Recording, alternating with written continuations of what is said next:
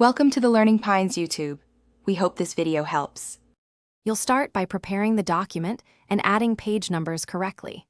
Open the file and switch to draft view so section breaks are visible. Once done, go to Insert Page Number and pick a location and style.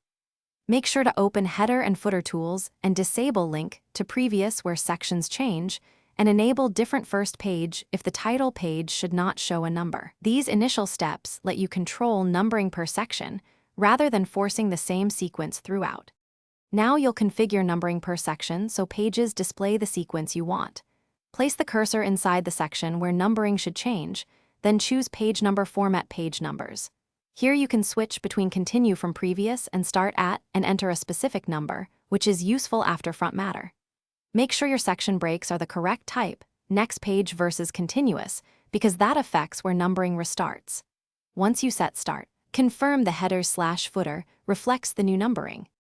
Finish by refreshing and checking the entire document so page numbers are consistent.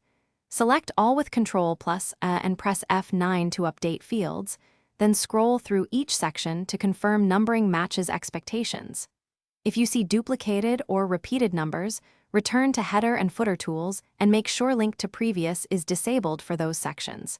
Change section break types if needed. As a last resort, copy the document content into a fresh file to eliminate corruption.